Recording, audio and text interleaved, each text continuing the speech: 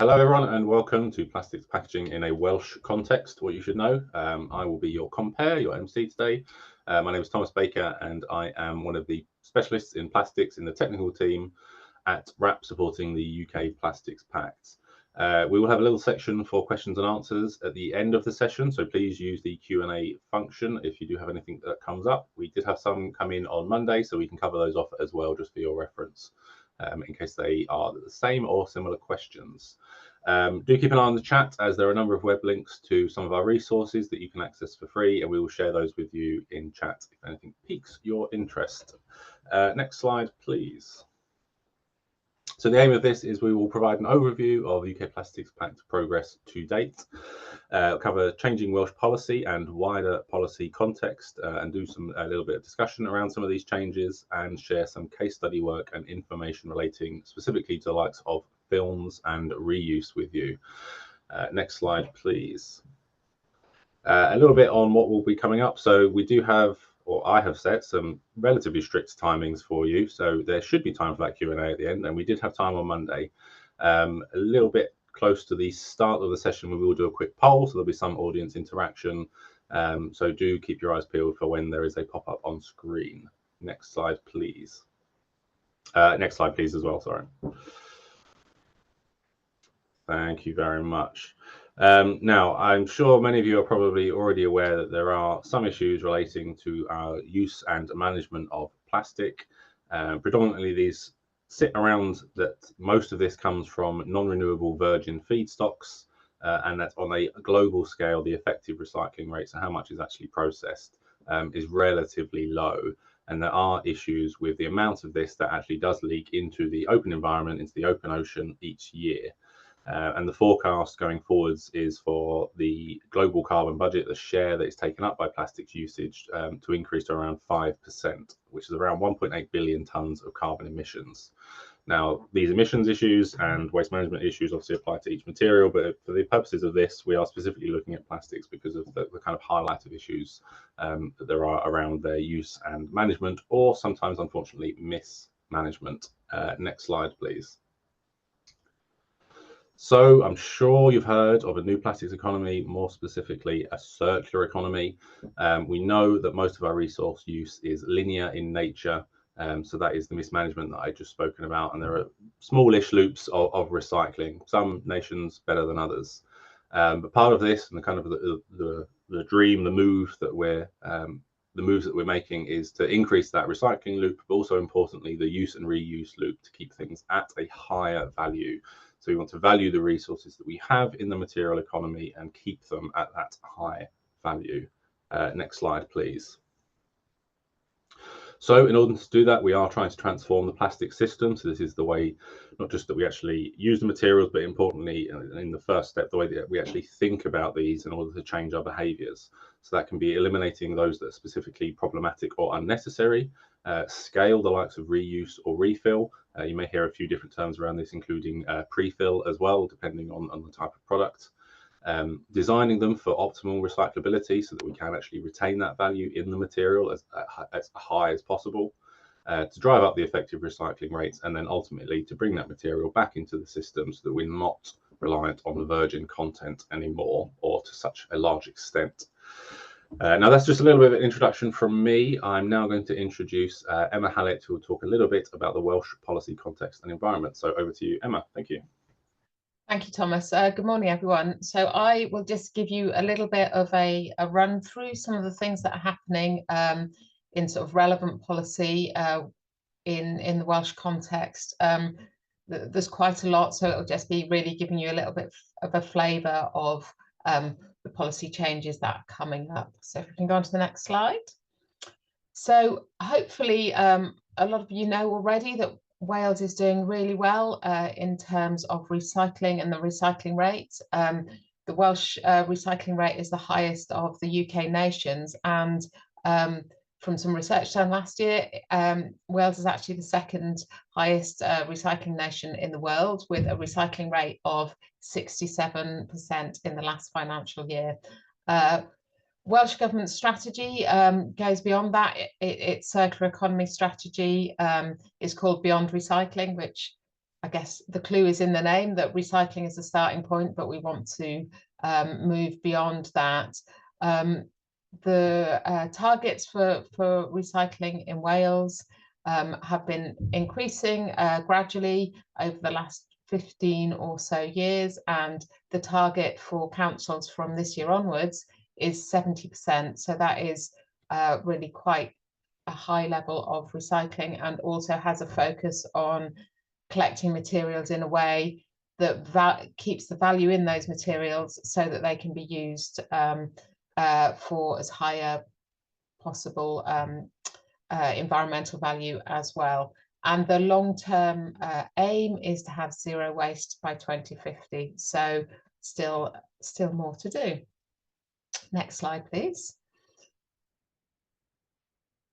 So hopefully many of you, all of you, I would hope, would know that the workplace recycling laws changed in Wales, and since April last year, there's been a requirement for waste producers to separate material using the streams that more or less that are outlined on that picture of bin there, which is from a shopping centre in Cardiff.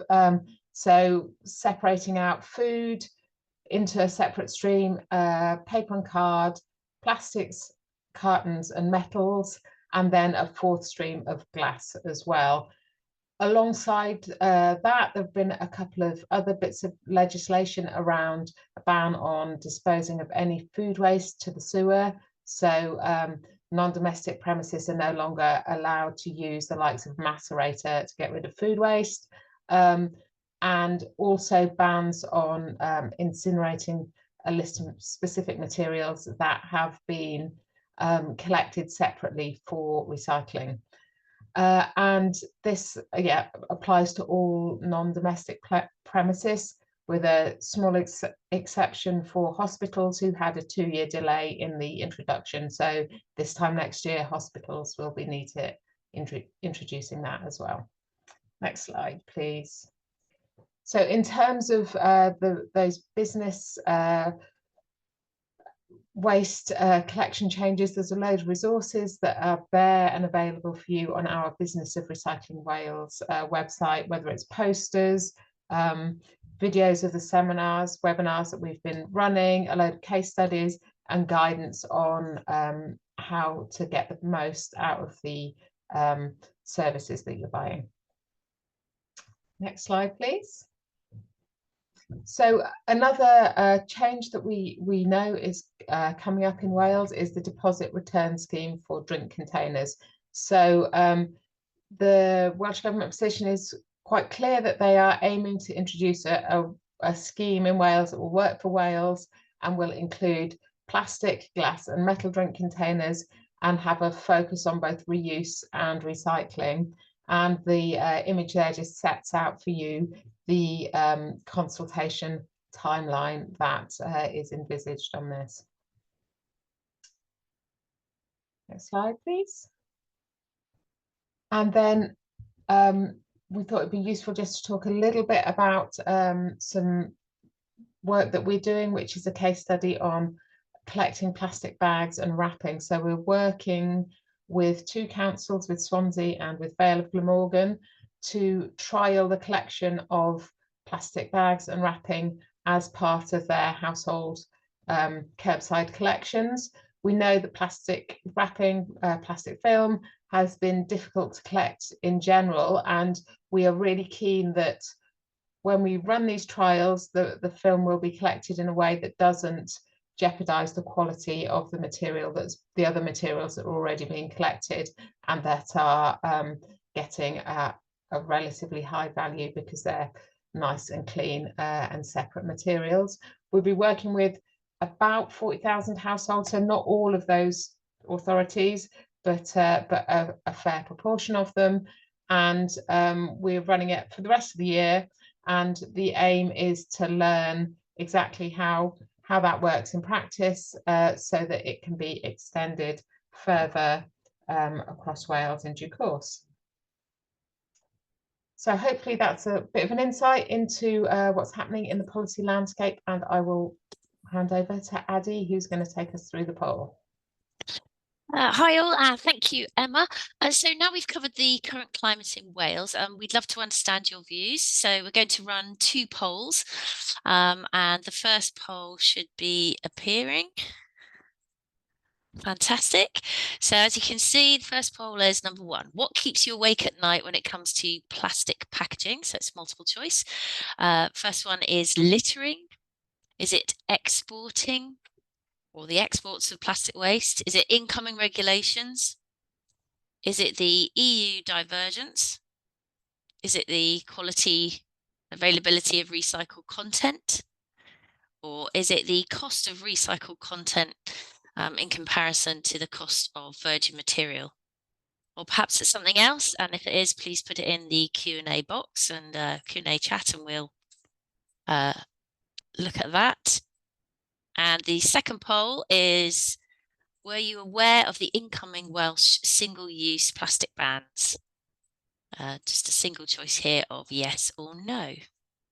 So we'll give you a few minutes to fill in that poll, just as we see the answers coming in.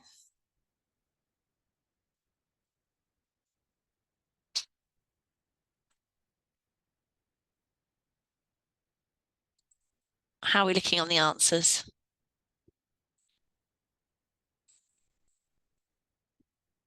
And are we able to share the replies?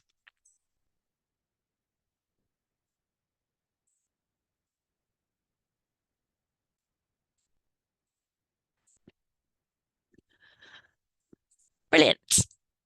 Okay, so thank you very much to everyone who's voted. That's interesting. On Monday, we had a quite similar look at the results. I think we had quite a high interest in littering, and also we did have a high interest in quality of recycled content. I think, Thomas, you're going to pick up on littering, is that right? Yeah, so a lot of the work that we've been doing on prevention and elimination, some of the ways that we identify those materials, there's obviously like kind of a thought pattern and flows that go through, whether they're difficult to recycle or are commonly littered. We're aware there's obviously keep Wales tidy and other campaigns that go on in this area as well. But it is one of those pieces where litterers litter, and it can depend on the availability of bins and kind of the location of where those bins are as well, which I think is one of the important things with these workplace recycling regulations, is to ensure that things are actually available, and people, whether or not this is on the go or in a specific workplace or at the home, that there is actually some consistency in that as well.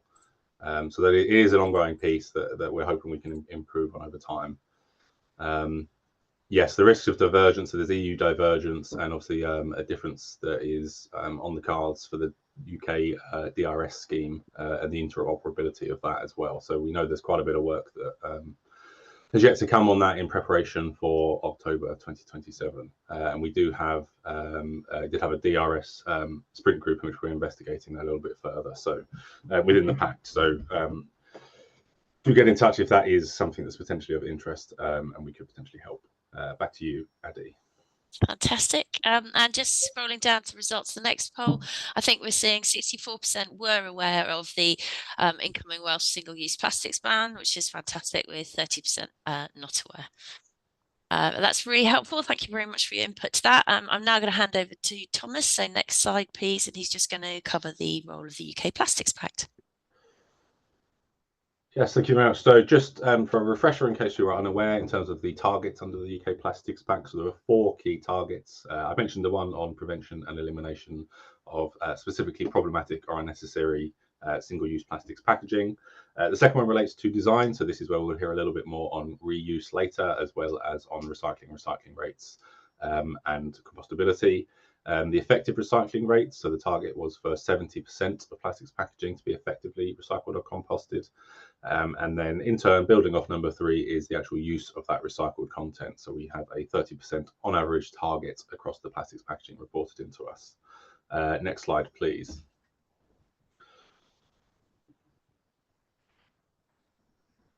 Yep, thank you. So it's key to kind of reiterate here, this is some of the targets to date.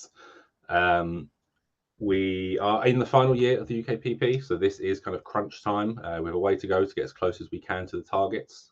Broadly speaking, we know that targets 2 and 3 are unlikely to be met within the time frame.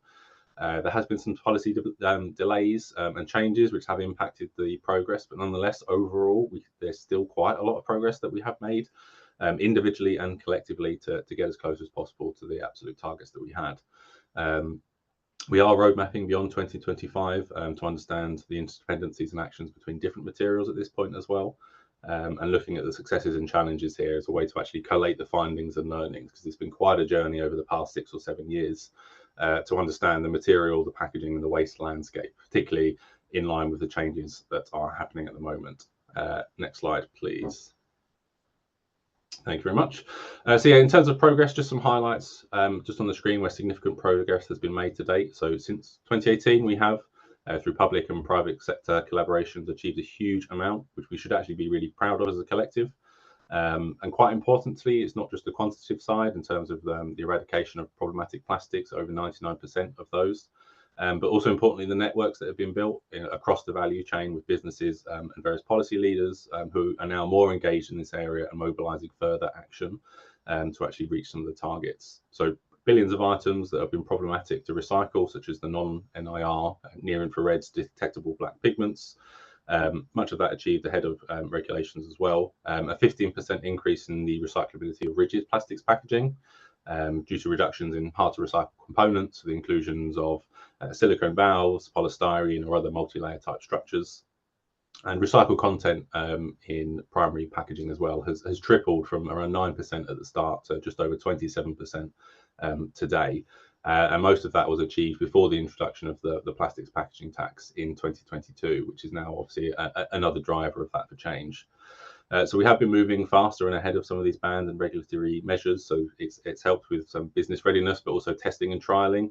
You know, there can be a lot of swings and misses, but you have to do that to make progress. It's part of the innovation and progress journey. Platform for some of these innovations. So later on, we'll hear from Addy and some of the reuse work that we have been up to and understanding where markets are and where do we need to focus investments. And also importantly, data and transparency. So over the course of this, we have had to engage a lot more with what our understanding is of data, of packaging, of the composition of packaging, of the structure of packaging, and who knows what along the value chain to actually improve that so that we can move all this information through so that recyclers can recycle to a higher quality to retain that material value. Next slide, please. So in terms of guidance and resources, so over the course of the Pact, we have produced a number of free resources. You can find the links to those in the chat box. Some of these are going through updates at the moment, but these are a collection of all the different learnings that we have had across the different topic areas that we have been focusing on over the course of the Pact. And like I say, these are free resources. So if you do have questions in terms of understanding how to talk about plastics packaging, what does compostable mean, what are the alternatives, why are some problematic and others not, and where are the plastics packaging providing value in terms of increasing food shelf life, for example, these are some of the go-to resources that we recommend that you have a look at. I will emphasize these have decision trees and timelines and plans in them that we are getting people to align around so that we can make as much progress as we can as quickly as possible, particularly if we are facing policy delays or policy uncertainty. There's still waste being generated, there's still packaging being put on the market, and we have to deal with that as best as possible. So do check out the links in the chat if there's anything of interest for you. Next slide, please. Thank you. Yes, just a slight topic change. So in terms of what a circular economy for plastics packaging looks like, brief few principles for you. I'm hoping everyone on the call has heard of the waste hierarchy and what it means and how much of it kind of underpins all the work that we do. But in case you haven't, the ultimate pinnacle of that, I know this is upside down, depending on how you kind of normally view this, but prevention kind of comes first. An ounce of prevention is worth a pound of cure. So hence why one of our first targets was on the prevention and elimination of the problematic. And next up is reuse. As we said, we'll hear from Addy a little bit more on that later. And then recycling. And within recycling, there's a few different technologies that are now coming available on the market, and new systems for new plants, new designs for mechanical recycling, but also chemical or non-mechanical recycling. in which plastics are broken down into their kind of monomers and then reformed into a virgin-like quality material, but they're still a secondary material. The UK government has relatively recently stated that they will accept a mass balance approach, so we will expect to see more of these facilities coming online in the UK and also around the world in the coming years. And at the bottom of that, as I'm sure you're aware, incineration and landfill. So the kind of bottom of the barrel approach is where we understand that in some cases these are used and necessary, but there's a lot of valuable resources being lost in those streams. Next slide, please. So again, just on prevention and elimination in terms of how we normally approach this, is it avoidable? Is it actually providing a necessary function for the quality of the product contained within? Are there reusable options that could provide that same function and ultimately avoid having to pass through the waste system and the associated costs with that? So does it commonly enter those recycling systems or not? Does it enter those systems but actually cause issues for higher quality recyclates? Does it lower the quality of material coming out at the other end and then ultimately the end markets that could be used in? And in the worst case of scenario, it is littered, understandably one of the highest concerns from the poll that we had on Monday as well, that will then pollute the environment because of its persistence. So hats off to all the litter pickers out there who go around and clean that up. Next slide, please. And I think at this point, I will be handing back over to Emma to talk about the plastics bans. Over to you, Emma. Thank you. Great. Thanks, Thomas. So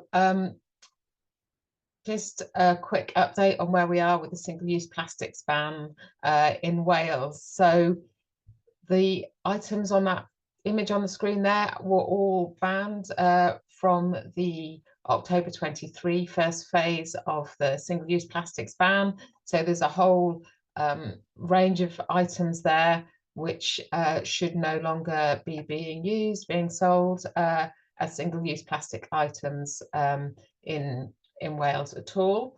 And following on from that, there's a second phase of the ban, which is due to come in by spring 26. And that the indications are that that will include carrier bags, single-use carrier bags with exemptions for certain elements there that are listed on the screen, polystyrene lids for cups and takeaway food containers, and also oxo-degradable plastic products. So that's the second phase expected in about a year's time around the single-use plastics ban in Wales specifically. Next slide, please. So along with that, there's a couple of other elements we thought it would be useful just to make sure you were aware of as well. So Welsh Government's working with the other 3 nations to try to align their plans for a ban on wet wipes with plastic content. So that's a piece that is coming up. I don't think there is a date set for that at the moment, but that is the stated intention. And then alongside that, it's not purely plastic, but they do contain an amount of plastic. Single-use vapes will be banned from the 1st of June this year. So just reusable vapes will remain legal to sell. So that's part of the prevention, being that just eliminating those items that we've talked about and listed there. Great. So now I am handing back to Addie, I think. Yep. Thank you very much. We just wanted to take the chance to talk to you about reuse and refill. So in Wales, we know that businesses are already finding creative ways of ensuring that they generate less waste, but currently still around 45% of emissions come from the one-way take, make, use and dispose packaging model. And I think it's really important to start to think about, can we move away from these single-use and one-way models to circular reuse models, because they offer some of the biggest opportunities to reduce plastic pollution, and they could help Wales move towards zero waste Wales. Opportunities for reuse models are multiple, so you can get a reduction in plastic leakage to the environment. That includes littering, which we know is important to you. Also a reduction in virgin material use and a reduction in emissions. But also you get significant benefits to users and businesses. So we see packaging costs can be reduced by refilling containers.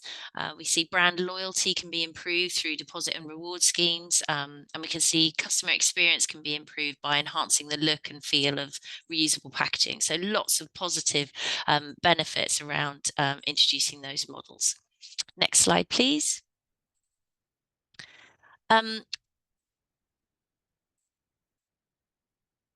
So just to mention that we already know that there's a number of examples of reuse in action across Wales. In the hospitality and food service sector, we've got one example here on the screen, which is run by a charity called City to Sea in partnership with For Cardiff. It's the first of its kind refill cup scheme in Wales. So it gives people the chance in Cardiff the choice of borrowing a reusable cup, takeaway cup for their morning coffee and returning it at a later date to any participating cafe so that it can be washed and used again and again. The pilot ran from October 24 and runs until the end of March 25. So it gives you a few more days to try it out. There are also lots of zero waste shops in Wales. So you can refill your containers from home and you can avoid packaging altogether. So that's from the beautiful town of Crickhowell all the way to Cardiff. And so you can find one of those shops that are local to you. Next slide, please. So another example of reuse in action is Refill Wales. This is now in its third year. It's got full support of the Welsh Government and the WCVA. Refill Wales has increased the availability of high quality drinking water, and that's helping to stop plastic pollution at source. So every large community in Wales now has an active refill scheme, and refill stations can be found in every community along the Welsh coastal path. So if you want to find out where they are, grab your refill bottle and go and download the Refill app and search up your location. Next slide, please. So we just wanted to give you an update on what the UK Plastics Pact has also been busy doing behind the scenes. We've been leading the way working with retailers and brands across the UK to move away from single-use packaging to refillable and reusable packaging. We know that customers want the option of reuse and refill, but we also know that to achieve impact and scale, systemic change and collaborative action is needed. So as conveners of industry in late 2022, WRAP worked with reusable packaging experts Go Unpackaged, and we brought together members of the UK Plastics Pact to deliver a series of industry roundtables that looked at the barriers and opportunities to scale reuse and also kicked off discussions around collaboration on high impact product categories. And next slide, please. And then in 2024, we also developed some guidance, which was launched in 2024 for fast moving consumer goods and hotel, restaurant, cafe, HoReCa or hospitality and food service businesses. So the guidance provides businesses within the packaging supply chain with a step-by-step approach to evaluate their portfolios, and it identifies opportunities for adopting reusable and refillable solutions. It also provides a roadmap of key actions in the short, medium and long term, that's till 2035, for actors in the value chain. Reuse will be a key part of the successor agreement, which I'm going to talk about later on in the webinar. So I'm just going to hand back to Thomas for the moment. Thank you very much, Addy. Yes, so back to me. Yes, we already heard that Wales is a leader in recycling with a 67% rate and still improving, with the target now at 70%, as Emma spoke of. Now, with that, there is work incoming. There is a new facility being built in Wales at the moment to sort, wash and reprocess over 100,000 tonnes of plastics in the Gorsinon area just outside of Swansea. And if you are interested in where the waste goes, and if you want to see if it potentially ends up at this site in the future, there is a WRAP website tracker for all local authority collected waste, so all other materials as well. So you will be able to see where your waste is going.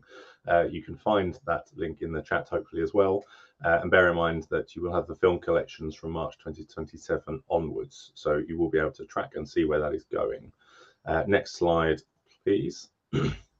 Now, in terms of recycling and recyclability, a bit of a policy update. So there are kind of two systems that you might want to have your eyes on at the moment. In the UK, the extended producer responsibility method, and in the EU, under the packaging and packaging waste regulations, is the recyclability performance grading system. Now, broadly speaking, they do follow a kind of three-pronged approach. So you have the red, amber, green, a RAG type rating in the UK, whether it's challenging to recycle or widely recyclable based on the likes of collection, sortation and reprocessing capabilities within the UK. And in the EU, the kind of mirror system or same system uses an ABC approach based on a percentage impact assessment for how much material is designed for recycling. Within the EU system, though, there is a kind of limitation that beyond a certain point, anything that scores below a threshold level, so below a C at 70%, can no longer be placed on the market. So if you do have business that you do with counterparts in the EU, that is something to consider as well when it comes to how you design your overall packaging portfolio. And that the future dates as well, so there's a couple of extra dates on the screen for you. You're designed for recycling, but then there'll also be a recycled at scale assessment. So do we actually have the means to recycle the materials at scale, so en masse? Probably a bit dry, but there is a link there if standards are your bag in terms of how these are being developed to actually perform these assessments. So you can find the recyclability assessment methodology for the UK link as well, but in the EU, those standards are being developed and should be released within the next couple of years or so. Next slide, please. Now, we at RAB have been kind of pushing the recyclability agenda for quite some time, and we do work with our excellent peers at CFlex. So again, a couple of just resources that you can access for free in terms of what best-in-class design for your packaging look like. It really is fundamental that when you put packaging on the market, that it does consider how this material is going to be recycled at the end, and that there is availability of end markets that can use that as well. So if you want to see an increase in recycling rates and use of recycled content, you have to make sure that your material is recyclable. So there are access to 2 sets of free resources that we've just dropped in the chat for you. So do go and have a look if it isn't something that you've looked at in too much detail before. Next slide, please. I must apologize for this one because it is a little bit heavy, but when it comes to recycled content, the table here shows you what is mandated or will become mandated in the EU at those specific dates. It is split off based on the contact sensitivity of the packaging, so whether it's food contact or not. The EU does operate on a different set of regulations that were updated just a few years ago. We have the sets of regulations just on the screen as well. But as the PPWR, packaging and packaging waste regulations, are enforced, these are specific, time-bound and mandatory. We know that in the UK, the Food Standards Agency will now be the competent authority for approvals. There are a number of plants and facilities in the UK that have got applications out at the moment just awaiting approval for contact-sensitive packaging. For example, polypropylene, and there's quite a lot of work going on, obviously, in the space around plastic film as well to improve the quality there. Now, if I had just have the next slide, what I will talk about is how we have been undertaking trials with peers across Wales in supply chain trials. So these were led by RAP Cymru and funded by Welsh Government to increase the use of recycled materials in products that are already on the market. So it could result in significant economic and environmental benefits to the local economy. So I'll take you through a few different exemplary trials that we have used to influence and hopefully build on similar projects. And to just showcase to you the successful inclusion of recycled content into commercial products. And ultimately, the point is to overcome the fear of trialing and using these. It can become cheaper and more readily available as you engage with the system. So next slide, please, and I'll just take you through a couple of them. So driving automotive sustainability. Now, this sector doesn't traditionally advertise use of recycled content. It's not a kind of packaging application per se, even if there is use of recycled content in some places. Now, the automotive screen wash bottles that you see on the screen were previously 100% virgin plastic, and the project was a supply chain within Wales that was identified and brought together with funding provided to install suitable new wash facilities to avoid sending the materials elsewhere and for additives or colorants to be added or used to change the quality and overall aesthetics. So you can see the similarity in the appearance there, looking at the virgin polymer and 100% recycled polymer. So that, as you can see, did just use natural, unpigmented, clear, recycled polymer as a proof of concept that this can be done with a shorter supply chain using quality recycled plastics. So there's still alternatives for exploring alternative designs for using off-the-shelf technologies, but to understand and demonstrate that cheaper and more readily available recycled polymers can be available. And the more those are demanded, the more that market can then grow. So it is something to get engaged with, not just in a kind of packaging space per se. Next slide, please. But packaging, here we go. So this example, the advanced aggregate packaging one, is at the time of the trial onset, there's around 50% virgin plastic, 50% recycled plastic used in these aggregate bags for containing stone, building sand, that kind of thing. What this used in this trial was jazz material, so mixed coloured material. It did require some tweaks to manufacturing and sealing of bags, so sealing temperature to match the specifications that were used for virgin spec before, but was ultimately successful in setting kind of new industry standards for how much recycled plastic could be used. And you can see some of the involved businesses just on the screen there within Wales as well. So we were told that the manufacturing and testing of the non-clear bags for these aggregates is potentially like an industry-wide changer in how these bags are procured in the future, and the nature and the type of material that can be incorporated into these manufactured products. And importantly with this, as it used jazz material, which is often cheaper, it's often viewed as lower, lesser quality. But in these applications where the aesthetics and the see-through, the clarity of the material isn't as important, there was actually a cost and a carbon saving from this, while increasing the recycled content from 50% up to 90% levels. So there's a part of this is challenging the norms of what we expect from consumer behavior and expectations on the products. But as you can see, this was a successful trial that is still kind of being taken forward, and is overcoming the fears of using recycled content in different applications where there can be savings to businesses and for the environment overall as well.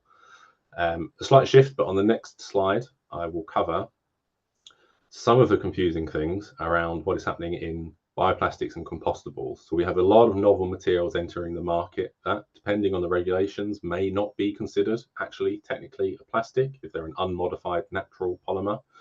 So they could be bio-based, but not always. So there's a lot of different terminology that's used, many different claims that are made, and ultimately, as you can see on the screen, lots of different logos, certifications, and standards. There's growing public and regulatory interest in how to manage these materials and desire to use them, but the understanding of what they are is not necessarily brilliant. Next slide, please. But fear not, this is my background, and we have created interactive guidance for you. So the updates to the compostable plastics packaging guidance you see on the left there, there'll be an update coming for that soon. I'm currently working on that. But last year I did publish a piece that you can access for free on the WRAP website for Welsh Government that is broadly looking at all bioplastics, so the bio-based materials and the biodegradable materials and how they come together. So this does cover some of the single-use plastics prevention, single-use plastics bans and the prevention elements that we have already covered today. So if you do want to look at that for a little bit more of a Welsh lens, but also in terms of an overview of what different standard certification schemes mean, what the words means, and how to communicate these with people in your supply chain and the consumers, you can access those online for free. So it's a handy little resource for you. Next slide, please. And just as an example of what you can find in some of these documents is that there are clear flow charts in terms of how to think of these materials from the point of disposal onwards. Where are they going to go? Where could they end up?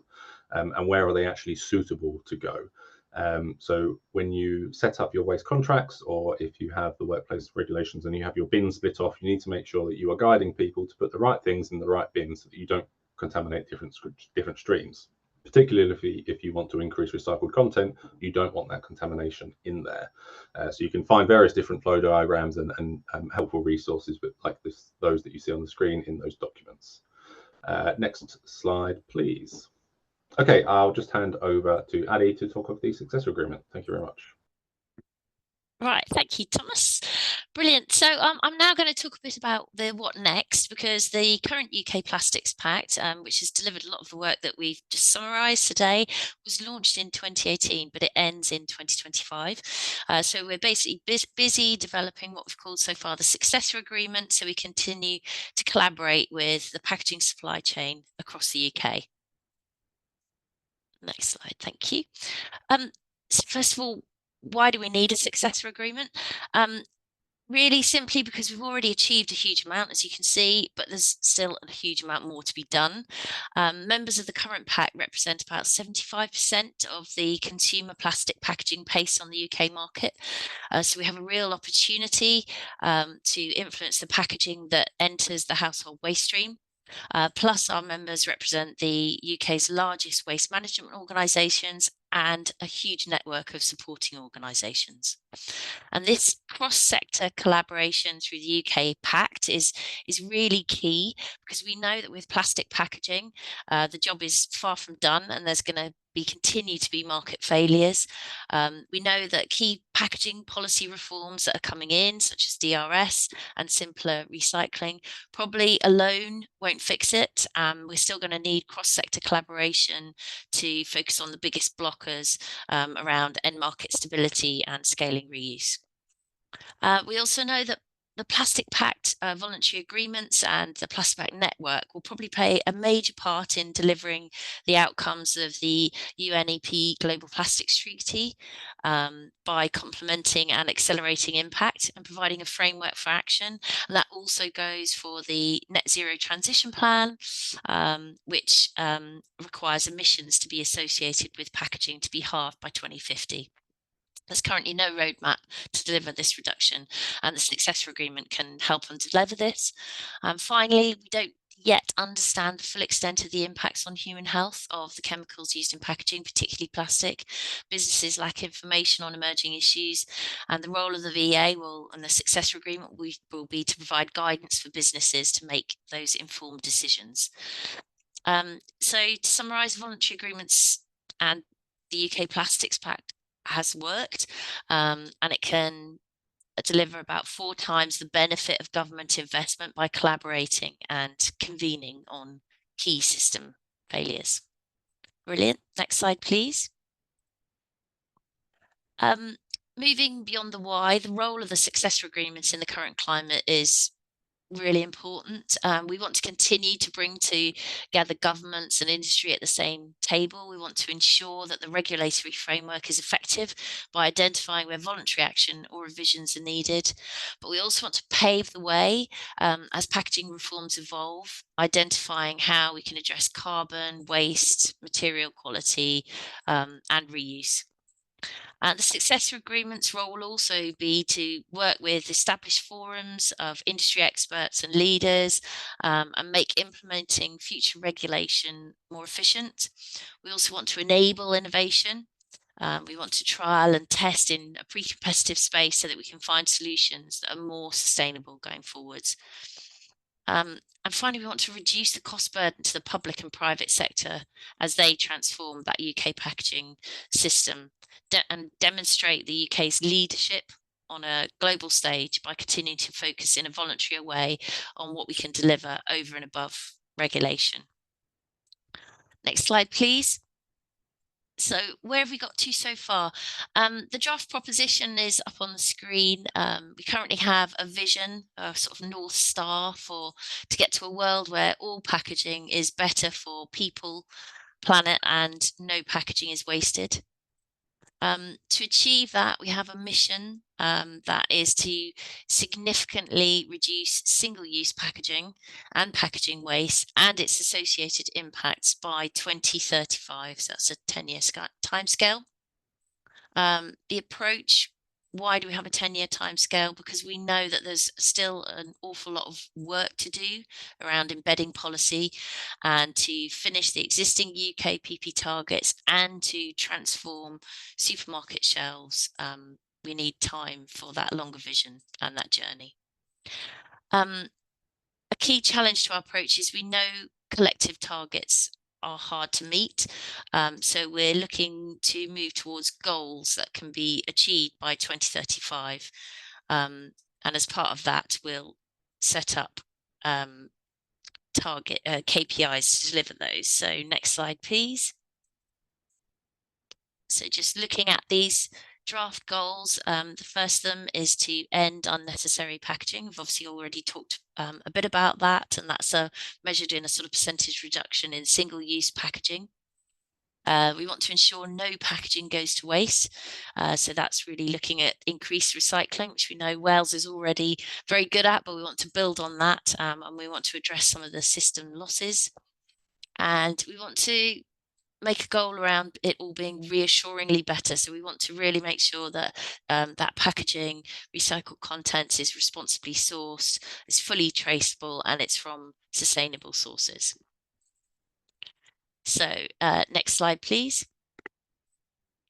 So just to give a sort of overview of the timeline, over the past 18 months, we've been working extensively with key stakeholders to explore the role of the successor agreement to the Pact to not only achieve what we all set out when we launched the Pact, but also to identify how we can transform that UK packaging system. We're in this middle section at the minute, below the line, if you like. You can see that January to April, and that's the phase we are in now. So what have we already done? We've established a cross-sector temporary steering group to help and advise on our direction and sort of refine what the successor agreement should look like. We've undertaken industry-wide surveys to test appetite and agree a high-level ambition and the scope. We've engaged with government on how we can support government priorities, how we can deliver targets and ensure that we're aligned and not duplicating what's already happening through the packaging reforms. And we've launched dedicated sprint groups, 2 out of 3, to agree a level of ambition for each of our goals. Where we're at now is we'll be sharing a final proposal in April, May time, and then which we will be announcing in October with founding members, and then we'll be launching in 2026. I think to sort of conclude, the key value of the Pact and the reason it's made such good progress has been the really strong public-private sector collaboration. And this is going to continue to be key going forwards. And we need to make sure that it works for everyone to improve the system. So that brings me to the end of the slides. I'm just going to pass back over to Thomas for any questions. Perfect, right on time. It makes my life so much easier at the end. Now, if you do have any questions, there is an email on the screen there if you want to get in touch to find out more information, but hopefully we have put most of what you could need in the chat. I am just going to reshare a couple of the links. Where's my send button gone? A couple of the links. There we go. To the workplace regulations guidance that we have built and the separate collections for those who were unaware. We had a similar question on Monday, and we saw that obviously around 30-ish% of respondents weren't aware of some of the bans as well. So there is guidance on those pages if you would like to have a closer look. We did have a question through on the food campaign and if one was similarly going to be in place regarding plastics recycling as well. Excuse me. We have run the Be Mighty campaign for about 5 years now with a variety of different focuses. We focused on food waste in the past, in part because we know it's around 25% of what is in the household residual bin still. But there are plans currently being worked out for future aspects of the campaign, and this may include different materials as well. So while we might run these campaigns and it might be sort of once a year, we know that recycling is not something that's done on just 1 week of a year. So if you are able to help spread awareness, spread the message, and importantly change behaviours, please do so, and please kind of get involved with us in the kind of Wales Recycled campaign so that we can help kind of push this forwards and get the right behaviours through. We also had a similar question before on when is the new recycling plant in Wales due to open. It's being built currently, so it is dependent somewhat on equipment lead times and planning. But there's a three-stage kind of staggered delivery that is initially due to end in 2025. But we should see mixed curbside films and rigid plastics and coming on first before the bottle wash and extrusion, and then flexible packaging wash and processing plant. And you can find a little bit more information of that online if you just have a little search. At the moment, unfortunately, the supply chain trials have ended, but if we are able to get additional funding, we can explore specific challenges and use our experiences and learnings from what we have learned so far, particularly on what has and has not worked, and finding suitable partners to collaborate with. Okay, let me check the live questions. When will the 100 kilotons recycling facility be open? Yes, so as I said, it is due to open at the end of 2025, so it is going through various building stages at the moment. So hopefully there won't be many delays or issues during that, and we can expect it to come online hopefully by 2026. Waste hierarchy and oversimplification, sorry, and in some cases drive worse outcome. For example, plastics landfill is lower carbon than incineration.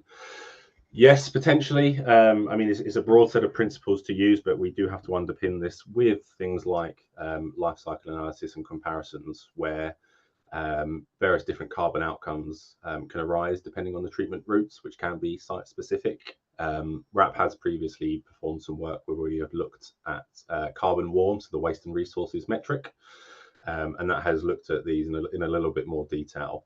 But ultimately, whether it's landfill or incineration, that's still lower down than where we would like to be. And there are other regulations coming on line or due to come on in the UK regarding emissions trading for incineration facilities, which will specifically look at the fossil carbon impact from burning of those materials. So there's quite a lot of space going on there. So it's not it's not a strict absolute draw a line, but they are a broad set of principles in terms of we must move up the waste hierarchy in general. Has anyone else got any other questions? I don't see any others coming through, and I've covered the ones that we got on Monday as well. So if we can give people probably 5 minutes before, if they have potentially a 12 o'clock meeting, I might give you some of your time back. But if you do have any other questions, you can see the email on screen. And I'd just like to thank all of the attendees for actually coming along today, and those who did on Monday, and for the other panelists with me for putting their time in to talk about what they're doing in a little bit more detail with you. And yeah, I hope you all have a good rest of your day. Thank you very much.